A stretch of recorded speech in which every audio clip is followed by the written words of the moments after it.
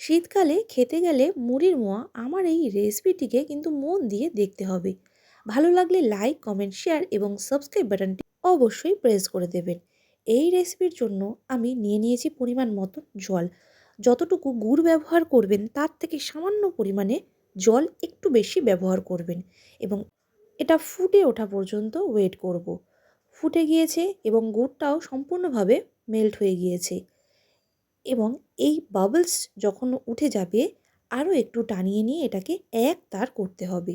দেখুন, আমি আপনাদের দেখিয়ে দিচ্ছি যে এক তারটা হয়েছে কিনা। তবে এই কাজটি অনেক সাবধানে করতে হবে, না হলে হাত কিন্তু পুড়ে যেতে পারে। গরম গুড়ের তাপটা নর্মাল যে রান্না করি তার থেকে কিন্তু একটু বেশি হয়ে থাকে। দেখুন বন্ধুরা, গুড়টা একতার হয়ে গেছে এবং সম্পূর্ণভাবে মেল্ট হয়ে গেছে। এই সময় আমি দিয়ে দিয়েছি মুড়ি। মুড়িটাকে খুব ভালো করে মিশিয়ে নিতে হবে। এই গরম থাকার সময় কিন্তু কাজটা করতে হবে, না হলে কাজটা কিন্তু সম্পূর্ণভাবে ভালো হবে না। কিভাবে এটাকে মাখাচ্ছি আপনারা একটু ভালো করে দেখে নিন, তাহলে বাড়িতেও করতে সুবিধা হবে। গুড়ের সাথে খুব ভালো করে এইভাবে মিশিয়ে নিতে হবে।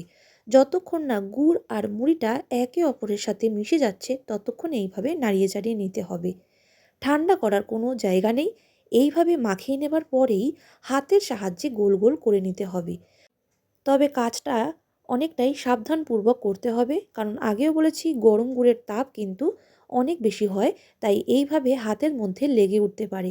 হাতে যতটুকু সইতে পারবেন ততটুকুই নিয়ে এটাকে প্রেস করে যতটা সম্ভব গোল করা যায় করে কিন্তু এই মোয়াটা করে নেবেন। গরম গরম অবস্থাতেই কিন্তু কাজটি করতে হবে, না হলে মুড়িগুলো একেবারে ঝুরোই থেকে যাবে আর সেটি গোল হবে না, এইভাবে সুন্দর কিন্তু হবে না। আরও একটা কথা, যতটা সম্ভব হাতের জোর দিয়ে প্রেস করা যায় ততটা প্রেস করে কিন্তু এই মুড়িগুলো করবেন, তাহলে ভেঙে যাওয়ারও কোনো চান্স থাকবে না। ভালো লাগলে লাইক, কমেন্ট, শেয়ার এবং সাবস্ক্রাইব বাটনটি প্রেস করে দেবেন। সঙ্গে দেবেন বেল আইকনটি, যাতে আমার এই রেসিপির নোটিফিকেশনগুলো চলে যায় আপনাদের কাছে। ভালো থাকবেন, সঙ্গে থাকবেন, সুস্থ থাকবেন। আবারও দেখা হচ্ছে নতুন একটি রেসিপির সাথে। আর আমার Instagram handle moon with moms কিচেনে ফলো করতে কিন্তু একেবারেই ভুলবেন না।